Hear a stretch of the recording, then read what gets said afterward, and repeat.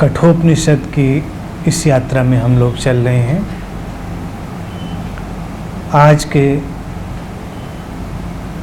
कठोपनिषद के प्रसंग को हम पढ़ते हैं। पिछली बार तीसरे वर्ग तक बात हुई थी और नचिकेता पूरी दृढ़ता से तीसरे वर्ग के लिए यम के सामने डटा रहा। तो अब आगे उपनिषद कहता है, इस प्रकार परीक्षा करके जब यम ने समझ लिया कि नचिकेता दृढ़ निश्चयी, परम वैराग्यवान एवं निर्भीक है, अतः ब्रह्म विद्या का उत्तम अधिकारी है, तब ब्रह्म विद्या का उपदेश आरंभ करने से पहले उसका महत्व प्रकट करते हुए यम ने कहा, श्रेय अर्थात कल्याण का साधन अलग है और प्रेय अर्थात प्रिय लगने वाले भोगों का साधन अलग है। वे भिन्न भिन्न फल देने वाले दोनों साधन मनुष्य को बांधते हैं, अपनी अपनी ओर आकर्षित करते हैं। उन दोनों में से श्रेय अर्थात कल्याण के साधन को ग्रहण करने वाले का कल्याण होता है, परंतु जो प्रेय अर्थात सांसारिक भोगों के साधन को स्वीकार करता है वो यथार्थ लाभ से वंचित रह जाता है। श्रेय और प्रेय दोनों ही मनुष्य के सामने आते हैं। बुद्धिमान मनुष्य उन दोनों के स्वरूप पर भली भांति विचार करके उनको पृथक पृथक करके समझ लेता है और वो श्रेष्ठ बुद्धि मनुष्य परम कल्याण के साधन को ही भोग साधन की अपेक्षा श्रेष्ठ समझकर ग्रहण करता है। परंतु मंद बुद्धि वाला लौकिक योगक्षेम की इच्छा से भोगों के साधन रूप प्रेय को अपनाता है। हे नचिकेता, तुम ऐसे निष्प्रह हो कि प्रिय लगने वाले और अत्यंत सुंदर रूप वाले इस लोक और परलोक के समस्त भोगों को भली भांति सोच समझकर तुमने छोड़ दिया है।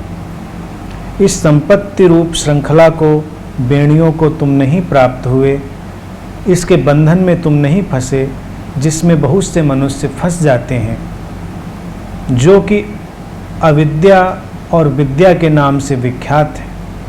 ये दोनों परस्पर अर्थात विपरीत और भिन्न भिन्न फल देने वाली हैं। तुम नचिकेता को मैं विद्या का अभिलाषी मानता हूँ, क्योंकि तुमको बहुत से भोग किसी प्रकार भी नहीं लुभा सके। अविद्या के भीतर रहते हुए भी अपने आप को बुद्धिमान और विद्वान मानने वाले मूढ़ लोग नाना योनियों में चारों ओर भटकते हुए ठीक वैसे ही ठोकरें खाते रहते हैं जैसे अंधे मनुष्य के द्वारा चलाए जाने वाले अंधे अपने लक्ष्य तक न पहुंचकर इधर उधर भटकते और कष्ट भोगते हैं। यम ने नचिकेता की बड़ी गहरी परीक्षा ली और नचिकेता अपनी दृढ़ता से उसमें डटा रहा।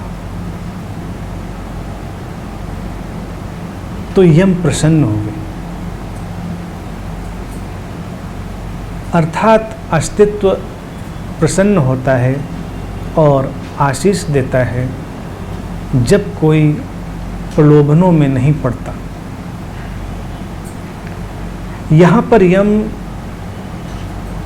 दो शब्दों का उपयोग करते हैं, श्रेय और प्रेय। इसको बहुत गहराई से समझना पड़ेगा।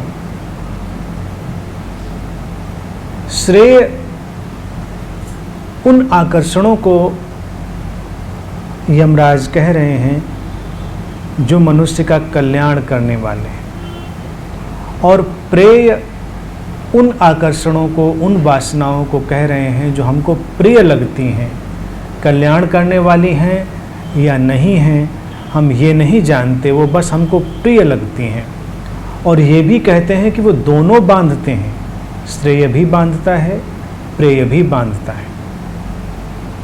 लेकिन जो बंधन कल्याणकारी होते हैं उनसे मुक्त हुआ जा सकता है, और जो बंधन कल्याण में नहीं ले जा रहे हैं उनसे मुक्त होना बहुत कठिन है। इसीलिए वो कहते हैं कि श्रेय को चुनने वाला। वो ये भी कहते हैं कि श्रेय और प्रेय के इन दोनों भोगों के साधन अलग हैं, और जो प्रेय अर्थात प्रिय लगने वाले भोगों को, प्रिय लगने वाली वासनाओं को अपने जीवन में लाना चाहता है, वो यथार्थ लाभ से वंचित रह जाता है। हमको प्रिय क्या लगता है? प्रिय धन संपत्ति नहीं है, प्रिय भोग के साधन जो कह रहे हैं यम, तो भोग एक बड़ी ही व्यापक घटना है। अक्सर भोग को लोग इंद्रियगत ही मान लेते हैं। कोई भोजन के प्रति बहुत आसक्त है तो उसको हम भोग में रत कह देते हैं, कोई धन संपत्ति में बहुत आकर्षित है तो उसको भोग और वासनाओं की ओर भागता हुआ कह देते हैं। लेकिन भोग एक चित्त दशा है, एक स्टेट ऑफ माइंड है। वो पदार्थों से संबंध नहीं रखती, वो तुम्हारी आंतरिक दशा से संबंध रखती है। और कई बार भोग तुम्हारी आध्यात्मिक क्रियाएं भी हो सकती हैं। प्रिय जिसका जिक्र कर रहे हैं, प्रिय लगने वाली बातें, अर्थात जो तुम्हारे अहंकार को, जो तुम्हारे स्यूडो सेल्फ को प्रिय लगती हैं, उसको बचाए रखने में सहयोग देती हैं, वही प्रेय है, वो भोग है। कोई व्यक्ति सांसारिक सत्ता, शक्ति और उसमें दौड़ने वाली इच्छाओं और वासनाओं की ओर भागता है क्योंकि वो उसे प्रिय लगता है, उसको लगता है उसके अहम को बचाए रखने के लिए वो ज़रूरी है। और कभी किसी व्यक्ति को लगने लगता है कि उसके अहम को बचाए रखने के लिए धर्म जरूरी है, साधनाएं जरूरी हैं, ये प्रक्रियाएं जरूरी हैं कुछ विशेष, तो वो भी प्रेय ही हुआ। क्योंकि वो प्रिय लग रहा है लेकिन तुम्हारे अहम का भोजन ही बन रहा है। भोग आंतरिक भोजन है जो तुम्हें, तुम्हारे छद्म स्व को, तुम्हारे स्यूडो सेल्फ को जिलाए रखता है, वही प्रेय है। तो इसलिए ऐसा न समझ लें कि कोई व्यक्ति धन के पीछे भाग रहा है तो कोई स्त्रियों पुरुषों के पीछे भाग रहा है, तो कोई शक्ति के पीछे भाग रहा है, वही प्रेय के पीछे भाग रहा है। कोई मंदिरों में भाग रहा है, आश्रमों में भाग रहा है, शिविरों में भाग रहा है, साधनाओं में भाग रहा है, हो सकता है वो भी प्रेय के पीछे ही भाग रहा हो, वो भी उसकी आंतरिक भावदशा का एक ईंधन मात्र हो जो उसके अहम को जिलाए रख रहे हैं। श्रेय जिसे कह रहे हैं, जो कल्याण करे, वास्तविक धर्म वहीं से प्रारंभ होता है। अध्यात्म प्रारंभ होता है श्रेय से, कल्याण की भावदशा से। और कल्याण की भावदशा जब आती है तो अकेले के लिए नहीं आ सकती। ऐसा नहीं संभव है कि तुम्हारा ही कल्याण हो जाए और बाकियों का कल्याण हो, ऐसा नहीं। तुम ही ज्ञानी हो जाओ, बाकियों का क्या हो इससे तुम्हें कोई मतलब नहीं।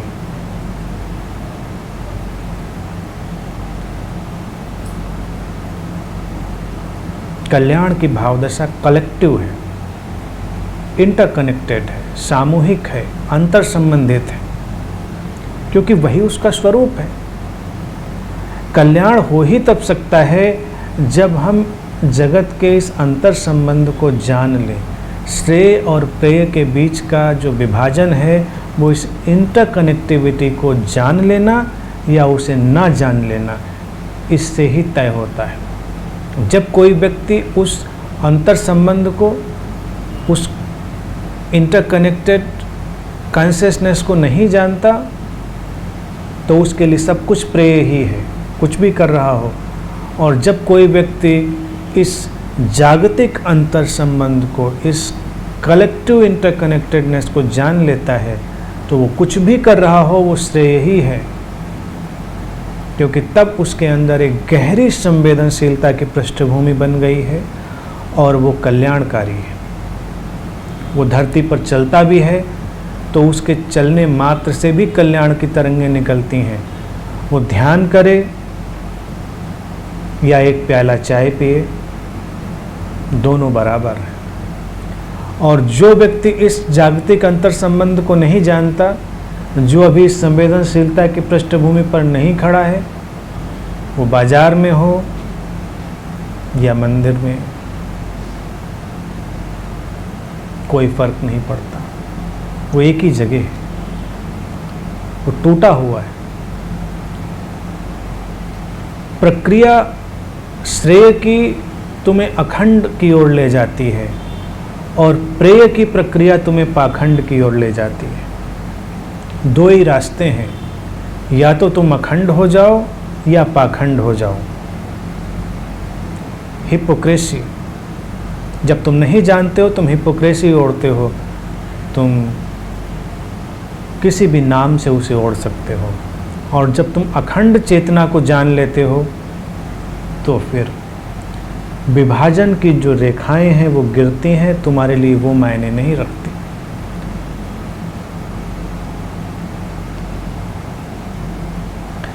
यमराज जी कहते हैं, श्रेय और प्रेय दोनों ही मनुष्य के सामने आते हैं। बुद्धिमान मनुष्य उन दोनों के स्वरूप पर भली भांति विचार करके उनको पृथक पृथक समझ लेता है और वो श्रेष्ठ बुद्धि मनुष्य परम कल्याण के साधन को ही भोग साधन की अपेक्षा श्रेष्ठ समझकर ग्रहण करता है, परंतु मंद बुद्धि वाला लौकिक योगक्षेम की इच्छा से भोगों के साधन रूप प्रेय को अपनाता है। कह रहे हैं कि दोनों श्रेय और प्रेय की स्थितियां मनुष्य के सामने आती हैं। जो व्यक्ति प्रतिभाशाली है, बुद्धिमान है, वो इन दोनों के भेद को अच्छी तरह से समझ लेता है और वो परम कल्याण के साधन को अपनाता है, प्रेय को अपनाता है। और जो व्यक्ति मंद बुद्धि वाला है, लौकिक योगक्षेम की इच्छा, अर्थात जो ट्रांजिएंट वेलबीइंग है, वेलबीइंग के दो तरीके हैं, eternal wellbeing and transient wellbeing.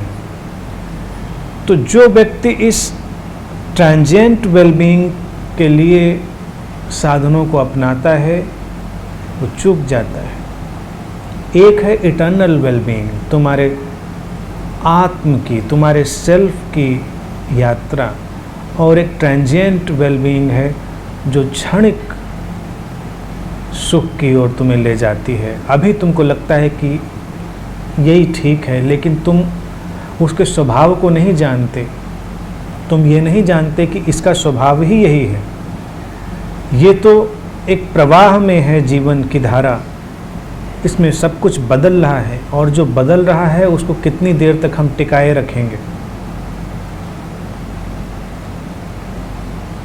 शरीर है, शरीर का गुणधर्म है कि धीरे धीरे वो क्षय हो रहा है, धीरे धीरे डिके हो रहा है। तो अगर तुम शरीर का ख्याल रखते हो, उसका सम्मान करते हो, उससे प्रेम करते हो, वहाँ तक तो ठीक है। लेकिन तुम इसे चिरंतन बनाने में लग जाओ, तुम इसे इटर्नल बनाने में लग जाओ, तो बात गड़बड़ हो जाएगी। तुम केवल और केवल शरीर की वेलबीइंग पर ही फोकस्ड हो जाओ और अपने मानसिक और आत्मिक तलों को भूलने लगो, तो बात फिर प्रेय की हो जाएगी, भटकाने वाली हो जाएगी। चीज़ों में संतुलन आवश्यक है, जिसको भगवान बुद्ध कहते थे मिडल पाथ, मध्यम निकाय, मध्य का मार्ग। शरीर के लिए वो जो उपमा उपयोग करते थे वो आज तक बहुत ही कारगर है, उतना ही आवश्यक है, फिर उसके आगे तो यात्रा है। वो कहते थे कि शरीर का उपयोग ऐसे ही होना चाहिए जैसे वीणा का उपयोग, न तार ज़्यादा खींचे हों न तार ज़्यादा ढीले हों। तार खींचे हुए तो भी संगीत नहीं निकलेगा, तार ढीले हुए तो भी संगीत नहीं निकलेगा। इतनी सटीक बात। तार बिठा लिए संतुलन में, बस अब इसके आगे साधना है, इसके आगे आध्यात्मिक यात्रा है। तो कुछ लोग तो तार बिठाने में ही लगे रहते हैं और बिठाने के बाद बैठ जाते हैं। बिठाने के बाद बैठना नहीं है, तब चलना है। संगीत कहाँ से आएगा? अगर वीणा के तार संतुलित हो गए हैं तो अब तुम्हारी प्रतिभा की ज़रूरत है, अब तुम्हारी सृजनात्मकता की ज़रूरत है कि तुम उससे संगीत को उठाओ। अगर तुमने अपने स्वास्थ्य को अर्जित कर लिया है तो उस स्वास्थ्य में फिर दैवी संगीत को उठाना तुम्हारी साधना है। महज स्वस्थ बने रहना कोई बड़ी उपलब्धि नहीं है। बहुत से लोग हैं, क्या फ़र्क पड़ता है? अगर उनके चारों ओर विसंगीत है, उनके चारों ओर विषाद है, तो कोई फ़र्क नहीं पड़ता। और तुम शारीरिक रूप से कमज़ोर भी हो, शारीरिक रूप से तुम अक्षम भी हो, लेकिन तुम्हारे चारों ओर अलौकिकता हो, संगीत हो, तो तुम श्रेय की यात्रा पर निकल गए हो। तुम ट्रांजिएंट, जिसको यमराज कह रहे हैं लौकिक योग क्षेम की इच्छा, उसमें नहीं उलझे। अध्यात्म में भी इतना दबाव है इस ट्रांजिएंट पे कि लोग भूल ही गए हैं कि रियल स्पिरिचुअलिटी क्या है और स्यूडो स्पिरिचुअलिटी क्या है। और गुरुओं के ऊपर भी इतना दबाव है कि वो तुमको लौकिक योग क्षेम के ही सारे सूत्र बांटते रहते हैं। अच्छा है, एक बार तार बिठाना बता दिया, और मैं तो तार बिठाना भी नहीं बताता तुमको। मैं तो तुमको इतना प्रतिभाशाली, इतना विवेकपूर्ण समझता हूँ कि तार तो तुम बिठा ही लोगे। हम तो आगे की बात करते हैं कि फिर आगे चलते हैं, अब तार ही बिठाने लगेंगे। तो गुरुओं के ऊपर इतना दबाव है, तुमको आसन प्राणायाम और ध्यान भी बताएंगे तुम्हें स्वस्थ करने के लिए, तुम्हारी बीमारियां ख़त्म करने के लिए। मैं नहीं कह रहा बीमारियां ख़त्म करना बुरा है, उसके लिए चिकित्सक भी हैं, उनके पास जाओ। और चिकित्सा विज्ञान इतना विकसित हो रहा है, उसका पूरा लाभ लो, और जो आध्यात्मिक अंतर्दृष्टियाँ हैं उनका भी लाभ लो। अतिरेक में मत जाओ, यहाँ भी मिडल पाथ, फिर हीलिंग आ जाएंगी। जैसे पूरा का पूरा उद्देश्य इसी पर टिका है। फिर क्रिएटिव विजुलाइजेशन आ जाएगा कि तुम कैसे अपनी इच्छाओं को पूरा करो, कैसे तुम विजुलाइज करके अपने कामों को पूरा करो। इन सब चीज़ों में फिर तुम अटक जाओगे। फिर कुछ गुरु लोग तो तुमको पुड़िया भी बांटने लगे हैं आजकल कि ये गोली, ये पुड़िया, ये चूरन मांग है तुम्हारी, तो उनकी भी मजबूरी है। तो इसी को यमराज कह रहे हैं, मंद बुद्धि वाला लौकिक योग क्षेम की इच्छा से ही साधन रूप प्रेय को अपनाता है। उसके लिए सब प्रेय का विस्तार हो जाता है। मंद बुद्धि वाले व्यक्ति के लिए वो जीवन की गहराई को नज़रअंदाज कर देता है। और नचिकेता के संदर्भ में जो महत्वपूर्ण बात है वो देखने की ये है कि यमराज से वो वार्तालाप कर रहा है। इस बात को कभी मत भूलिएगा। इस कथा को सुनते हुए ये स्मरण रखिएगा कि वो मृत्यु से संवाद कर रहा है, और जो व्यक्ति मृत्यु के सामने खड़ा हो गया है, जिसने मृत्यु का स्वीकार कर लिया है, वही तो श्रेय की तरफ चला गया है। जिस व्यक्ति ने ये जान लिया है कि ये है जीवन, जीवन का ये अंत है, और उसे स्वीकार करके जो ठहर गया है, उससे ही जीवन अपने रहस्य खोलता है। ये पलायन नहीं है और ये आत्मघाती ढंग भी नहीं है। दोनों के बीच में बड़ा बारीक फासला है। एक है आत्मघाती ढंग कि व्यक्ति मरना चाहता है क्योंकि ठीक से जी नहीं पा रहा है। हर वो व्यक्ति मरना चाहता है जो ठीक से नहीं जी पा रहा है, और हर वो व्यक्ति जो जीवन को परिपूर्णता में जी लेता है मृत्यु के आमने सामने हो जाता है, मृत्यु से आंखें मिला पाता है, निर्भय हो जाता है, उसके जीवन में अभय प्रवेश कर जाता है, और तब जीवन के रहस्य उसके लिए खुलने लगते हैं, श्रेय के सारे द्वार उसके लिए खुल जाते हैं। लेकिन मंदबुद्ध व्यक्ति मृत्यु और जीवन के इस संतुलन को नहीं देख पाता, और वो लौकिक योग क्षेम में ही लगा रहता है, और उसमें तरह तरह की अटपटी बातें भी चलती हैं। कोई आकर तुम्हें अमर बनाने की कोशिश करता है। भारत में भी दबी जबान से लोग कोशिश करते हैं, क्योंकि यहाँ के जनमानस की धारा में ही ये सब चीज़ें इतनी प्रचलित हैं कि कोई व्यक्ति ये मानने के लिए तैयार नहीं होता कि अमर हुआ जा सकता है। हालांकि तुम्हारे ग्रंथ उपनिषद कहते हैं, यमराज भी वही वरदान देने के लिए तैयार थे।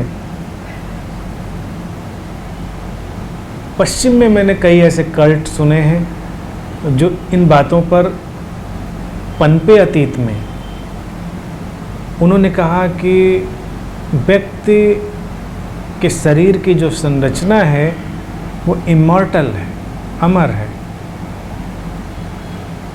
तो इमॉर्टल बनाने की सारी टीचिंग लेकर उन लोगों ने अपना कल्ट शुरू किया।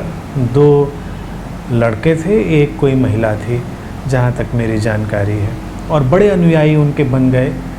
और फिर जैसा कि बड़ा ही सरल मसला है कि तुम किसी भी बात को बड़े ही तर्कों से और तथाकथित वैज्ञानिक ढंग से सिद्ध कर सकते हो। ये तथाकथित वैज्ञानिक मैं इसलिए कहता हूँ, कोई भी बात सिद्ध करनी हो हम बहुत सारे वैज्ञानिक जुमले जार्गन लेके आ सकते हैं जिससे हम उनको सिद्ध कर सकते हैं।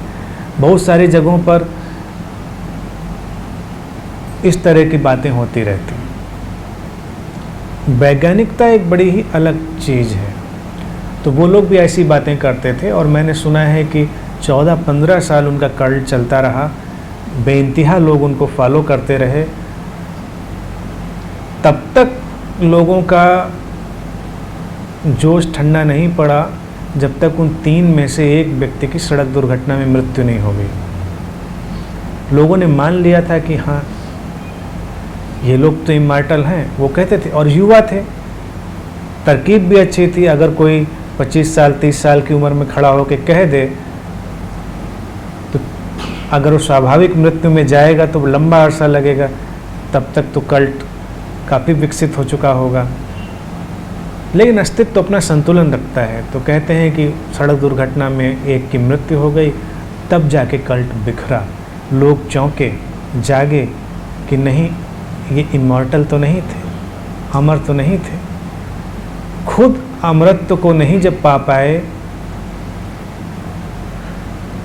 तो ये जो सारी टीचिंग्स चल रही थी इनकी क्या उपयोगिता है। तुम अपने पौराणिक दृष्टांतों को, कथाओं को देखो तो वहाँ भी साधनाएं हैं, और साधना में लोग अक्सर अमरता मांग रहे हैं या अजेय होने के वरदान मांग रहे हैं। तुम्हारे पौराणिक आख्यान इन बातों से भरे पड़े हैं। यही सब लौकिक योग क्षेम की चीज़ें हैं। और पश्चिम में हालांकि लोग पढ़े लिखे भी होते हैं, और पढ़े लिखे होने से और मूढ़ता से कोई बहुत गहरा संबंध नहीं है। पढ़े लिखे लोग भी उतने ही मूढ़ हो सकते हैं, और अनपढ़ लोग भी उतने ही विद्वान हो सकते हैं। दूसरी घटना और बड़ी रोचक है, पश्चिम की ही मैंने सुनी है कि एक महिला थी स्पिरिचुअल लीडर की तरह से, और उन्होंने स्वर्ग के पासपोर्ट जारी करने शुरू कर दिए। इसको आप इंटरनेट पे सर्च भी कर सकते हैं, ये सब चीज़ें मिल जाएंगी। तो उन्होंने कहा कि हमारी परमात्मा से सीधी बातचीत है, और सबकी वहाँ जगहें हम तय करवा लेंगे, और चलने के लिए पासपोर्ट हम जारी कर रहे हैं, तो बाकायदा उनके संगठन की एक मोहर बनी और मोहर लग के पासपोर्ट बना। अपने अनुयायियों को उन्होंने बहुत पासपोर्ट जारी किए कि जब मृत्यु होगी तो इस बिना पर परमात्मा के ठीक बगल वाले बंगलों में जगह मिल जाएगी। और दूसरा तो उसका नाम भी मुझे याद आ रहा है अभी, रेवरेंड जिम जोन्स।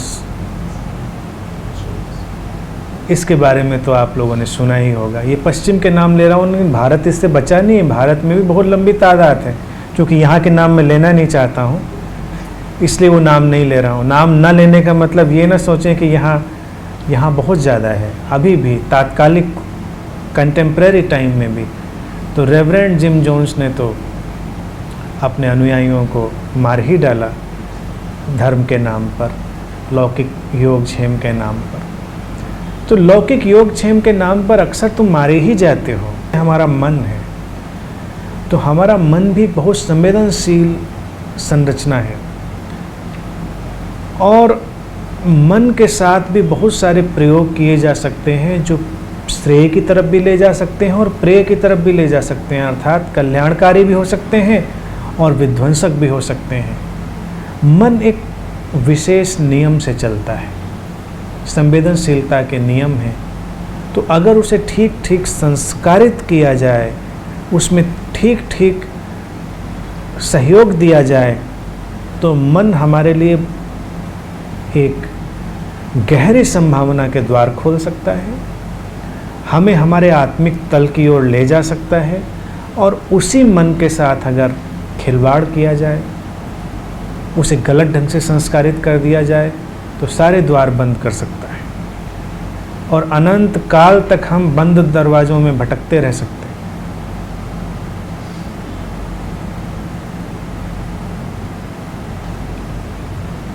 आम तौर से मनुष्य के मन के साथ यही हो रहा है। बच्चा पैदा होता है और हम उसके मन को एक खास कंडीशनिंग दे देते हैं और उस कंडीशनिंग के साथ साथ उसके सारे दरवाजे बंद हो जाते हैं, उसकी खोज बंद हो जाती, उसको जीवन में क्या एक्सप्लोर करना है, उसको जीवन में किस ओर जाना है, क्या खोजना है, सारे रास्ते बंद हो जाते हैं। हम धर्म की भी कंडीशनिंग दे देते हैं जो कि बिल्कुल अनावश्यक है और यही लौकिक योगक्षेम का धरातल है। अगर हम अनजाने में करते हैं तो वो प्रेय ही बनता है और हमको लगेगा नहीं हम तो बड़ा श्रेय वाला काम कर रहे हैं, कल्याण वाला। अब जैसे तुम बच्चे को बहुत सारी शिक्षाएं दे डालो और उसके अनुभव में कुछ भी ना हो तो उसके लिए वो श्रेय नहीं बना, उसके लिए वो तो बोझ बन गया और फिर वो उन अच्छी बातों का ही दुरुपयोग करके अपने जीवन को नष्ट कर लेता है। आगे यमराज जी कहते हैं, हे नचिकेता, तुम ऐसे निष्प्रय हो कि प्रिय लगने वाले और अत्यंत सुंदर रूप वाले इस लोक और परलोक के समस्त भोगों को भली भांति समझकर तुमने छोड़ दिया। निष्प्रय अर्थात डिटैच्ड। यमराज कह रहे हैं, नचिकेता तुम पूरी तरह डिटैच्ड हो और इस लोक और परलोक दोनों के सुंदर भोगों को समझकर तुमने छोड़ दिया है, जिनका कोई लाभ नहीं था। कहते हैं यमराज, इस संपत्ति रूप श्रृंखला को, बेड़ियों को तुम नहीं प्राप्त हुए, इसके बंधन में तुम नहीं फंसे जिसमें बहुत से मनुष्य फंस जाते हैं। संपत्ति केवल धन नहीं है, संपत्ति है स्थूल भी, संपत्ति है सूक्ष्म भी। जिस पर भी तुम पकड़ बना सको वही संपत्ति है। तुम रुपये पैसों पर पकड़ बनाओ तो वो तुम्हारे लिए संपत्ति है, तुम ज्ञान पर पकड़ बनाओ तो वो संपत्ति है, तुम विचार पर पकड़ बनाओ तो वो संपत्ति है। तुम जिस बात पर पकड़ बनाकर रखना चाहोगे वही तुम्हारे लिए संपत्ति है। इसीलिए लोगों के धर्म भी उनकी संपत्ति ही हैं, क्योंकि उस पर वो पकड़ बना कर रखे हुए हैं। वो नहीं जानते कि वो खुला हुआ आकाश है, वो सबके लिए सुलभ है। लेकिन हम उनको बहुत पकड़ के बचा के रखना चाहते हैं, क्योंकि हमको यकीन नहीं है। हम सोचते हैं वो खो सकता है, जैसे तुम्हें लगता है तुम्हारा बैंक बैलेंस खो सकता है, वैसे ही तुमको ये भी लगता है तुम्हारा ज्ञान भी खो सकता है। इसीलिए ज्ञान को पकड़ के रखो।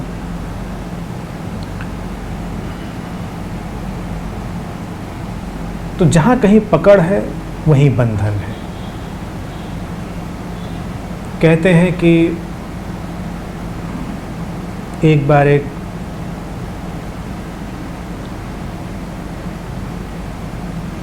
फकीर रास्ते से जा रहा था, उसके पीछे कुछ शिष्य थे।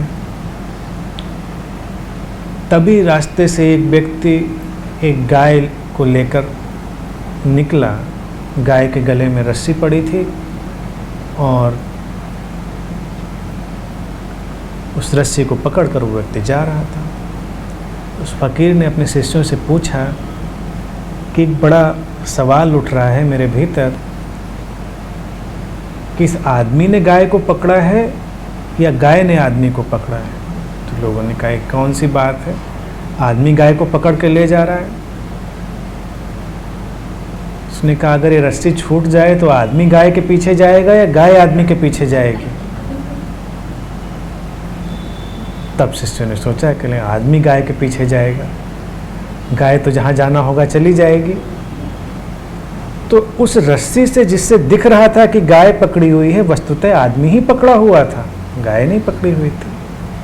तो जिन बातों से कई बार तुम्हें लगता है कि तुमने पकड़ा हुआ है, उन्होंने ही तुमको पकड़ा हुआ है, तुम पकड़े हुए हो, तो तुम्हारी पकड़ ही तुम्हारे लिए बंधन बन जाती है। चाहे किसी भी बात पर, अगर ध्यान के ऊपर भी तुम ऐसी पकड़ बना लो तो ध्यान भी तुम्हारे लिए बंधन बन गया। ध्यान भी एक आकाश है, खुला हुआ आकाश, एक गहरी समझ।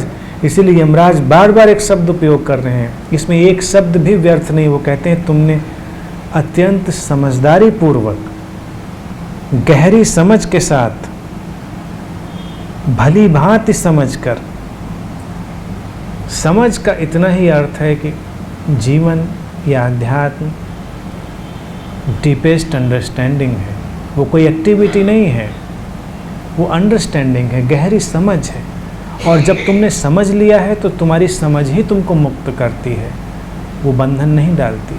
और जहाँ कहीं तुम समझे नहीं हो और बस पकड़ लिया है किसी भी बात को, तुम बंधन में हो, वही बंधन है। फिर आगे यमराज जी कहते हैं कि जो कि अविद्या और विद्या के नाम से विख्यात है, ये दोनों परस्पर अत्यंत विपरीत और भिन्न भिन्न फल देने वाली हैं। तुम नचिकेता को मैं विद्या का अभिलाषी मानता हूँ, क्योंकि तुमको बहुत से भोग किसी भी प्रकार लुभा नहीं सके। अविद्या के भीतर रहते हुए भी अपने आप को बुद्धिमान और विद्वान मानने वाले लोग, मूढ़ लोग, अब यमराज जी भी शब्द उपयोग करते हैं इसलिए मैं भी कभी कभी कर लेता हूँ, मूढ़ लोग नाना योनियों में चारों ओर भटकते हुए ठीक वैसे ही ठोकरें खाते रहते हैं जैसे अंधे मनुष्य के द्वारा चलाए जाने वाले अंधे अपने लक्ष्य तक न पहुंचकर इधर उधर भटकते और कष्ट भोगते हैं। बड़ी ही रिवोल्यूशनरी बातें कह डाली हैं इसमें यमराज जी ने। अविद्या और विद्या, इसका अर्थ क्या है? Knowledge and pseudo knowledge. ज्ञान और अज्ञान में कोई संघर्ष नहीं है, क्योंकि अज्ञान ज्ञान बन जाएगा, और जहाँ अज्ञान है, इग्नोरेंस है, वहाँ ये पीड़ा भी है कि अज्ञान है, और वो पीड़ा ही अज्ञान को ज्ञान में बदल देती है। तो अविद्या और विद्या का ट्रांसलेशन ये नहीं है नॉलेज एंड इग्नोरेंस, इसका ट्रांसलेशन है नॉलेज एंड स्यूडो नॉलेज, छद्म ज्ञान। उसी को यमराज जी आगे कहते हैं कि अविद्या के भीतर रहते हुए भी अपने को बुद्धिमान और विद्वान मानने वाले लोग, अगर वो अज्ञान ही होता तो लोग अपने को बुद्धिमान क्यों मानते, अपने को विद्वान और ज्ञानी क्यों मानते? इसीलिए अविद्या स्यूडो नॉलेज है, छद्म ज्ञान। ओढ़ लिया गया है, इकट्ठा कर लिया गया है, और फिर उस इकट्ठा किए हुए ज्ञान को, बाहर से ओढ़ लिए गए ज्ञान को व्यक्ति ने अपना ज्ञान समझ लिया है। जो तुम्हारा अंतर अनुभव नहीं है, जो तुम्हारा अपना एक्सपीरियंस नहीं है, तुमने उसको अपना ज्ञान समझ लिया, वही अविद्या है। और कहते हैं कि ऐसे मूढ़ लोग नाना योनियों में चारों ओर भटकते हुए वैसे ही ठोकरें खाते हैं। अब नाना योनियों का मतलब ये नहीं कि जैसे हिंदू दर्शन है योनियों का, कि कभी कोई पशु बन जाता है, कुत्ता, बिल्ली, छिपकली, तरह तरह के वर्णन भी हैं, 84 लाख योनियाँ। कहने का अर्थ यहाँ पर यमराज जी का है, मनुष्य के अंदर पूरा जंगल बसता है, 84 लाख योनियाँ, या मुझे लगता है कि ये 84 लाख पर्सनैलिटी टाइप हो सकते हैं। इतना बारीक विश्लेषण शायद कभी हुआ नहीं होगा, लेकिन अगर बहुत बारीक विश्लेषण किया जाए तो ये इतने पर्सनैलिटी टाइप हो सकते हैं जो इग्नोरेंस के धरातल पर खड़े होंगे। और मनुष्य विकास की श्रेणी में इसलिए माना गया कि यहाँ पर इग्नोरेंस से बाहर निकलने की संभावनाओं के सारे द्वार खुल रहे हैं, वो चौराहे पर खड़ा है। और जो निचली योनियाँ हैं वो टाइप हैं, तो ऐसा नहीं है कि तुम वैसे हो जाओगे, तुम मरकर कुछ इस तरह से पैदा होगे, तुम्हारा टाइप बदल जाएगा। और संसार में अगर निगाह डालो, सबके बड़े फ़र्क टाइप हैं। और फिर कहते हैं कि अंधे मनुष्यों के द्वारा चलाए जाने वाले अंधे अपने लक्ष्य तक न पहुंचकर इधर उधर भटकते और कष्ट भोगते हैं। ये तथाकथित गुरुओं के लिए कहा है, सो कॉल्ड गुरुओं के लिए। अंधे मनुष्यों के द्वारा चलाए जाने वाले अंधे, बड़े कठोर शब्द कहे हैं उन्होंने, कि जो छद्म ज्ञान से भरे हैं और दूसरों को चला रहे हैं, वो खुद भी भटकते हैं और दूसरों को भी भटकाते हैं और कष्ट भी पाते हैं, कष्ट भी भोगते हैं। चलाने का लोगों को एक सुख है, वही प्रेय है, वही भोग है, वही वासना है और वही बंधन है। नानक भी इसी शब्दावली का उपयोग करते हैं, हो सकता है उन्होंने कठोपनिषद से ही लिया हो। नानक कहते हैं अंधा अंधा ठेलिया दोनों कूप पड़न, यानी कि अंधे अंधों को जब रास्ता दिखाते हैं तो दोनों कुएं में जाके गिरते हैं। लेकिन यहाँ पर एक बड़ी रोचक बात है, अंधों को अक्सर अंधों से ही मार्गदर्शन लेने में मज़ा आता है, वहाँ जोड़ी बैठ जाती है, अच्छा लगता है, सांत्वना मिलती है, इसीलिए अंधे आँख वालों के पास से बचते हैं। अंधे शिष्य अक्सर आँख वाले गुरु को पसंद नहीं करते शुरुआत में थोड़ा कसमसाते हैं, भागने की कोशिश करते हैं, डटे रहते हैं। कुछ दिनों में फिर अगर समझदार हुए, जैसा यमराज जी कह रहे हैं, मूढ़ नहीं हुए, तो लगने लगता है कि बात सही है, चाहिए तो यही था, चाहिए तो आँख थी, चाहिए तो रोशनी थी। अब तुम्हारे अंधेपन पर ही पूरा दर्शन खड़ा कर दिया जाए, तुम्हें पूरे रास्ते बता दिए जाएं, तो भटकना तो अवश्यंभावी है, इनएविटेबल है। तुम्हें दृष्टि दिए बिना तुम्हें रास्ता बता दिया जाए तो इसके सिवा भटकाना और क्या हुआ। अभी तुम्हारे पास दृष्टि नहीं थी, अर्थात समझ नहीं थी, चीज़ों को देखने का सही नज़रिया नहीं था, समझ स्पष्ट नहीं हुई थी, और तुम्हें साधना पकड़ा दी जाए, तुम्हें बड़े बड़े दर्शन पकड़ा दिए जाएं, तो तुम भटकोगे ही। जैसे एक अंधा व्यक्ति आए, रास्ता पूछे, और अगर उसको आँख देने की संभावना हो और हम आँख ना देकर उसको कोई भी रास्ता बता दें, तो वो कहीं भी जाएगा, भटकेगा, इधर उधर ठोकर खाएगा, कष्ट पाएगा। लेकिन संसार ऐसा ही है और ऐसा ही रहेगा। यहाँ अंधे अंधों को ढूंढेंगे ही, हम कुछ कर नहीं सकते। और मेरी इसमें रुचि भी नहीं कि अंधों को पकड़ पकड़ के बहुत ज़्यादा समझाया जाए। ये तो उनको अगर प्रेरणा आती है, उनके अंदर आत्मबल जागता है आंखें पैदा करने का, तो वो साथ में चलेंगे, नहीं तो वो फिर किसी अंधे को ढूंढ लेंगे, उनका अपना कारवां चलेगा।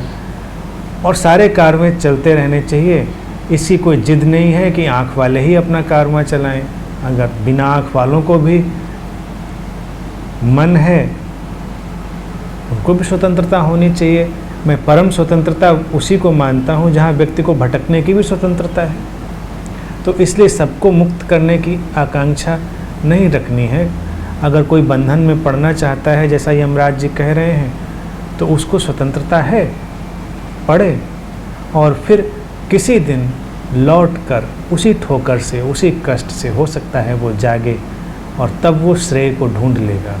श्रेय एक व्यापक घटना है, एक कल्याणकारी चित्त दशा है, और जो व्यक्ति उस कल्याणकारी चित्त दशा से भर गया है वही आध्यात्मिक है, वही रिलीजियस है। जिस व्यक्ति के भीतर एक कल्याणकारी चित्त दशा नहीं आई है, वो कल्याण के नारे भी लगाए, लेकिन वो कल्याण के नारों में भी हिंसा ही करेगा। अतीत गवाह है। सबका कल्याण हो, ऐसे नारे लगाने वाले लोगों ने ही रक्तपात किया है, उन्होंने ही खून बहाया है। अतीत के अगर युद्ध तुम देखोगे तो धार्मिक लोगों के द्वारा ही बहुत किए गए हैं। रक्तपात शांति के नाम पर ही बहाया गया है, वही मोड़ता है। तो उससे बचने की ज़रूरत है, उससे जागने की ज़रूरत है।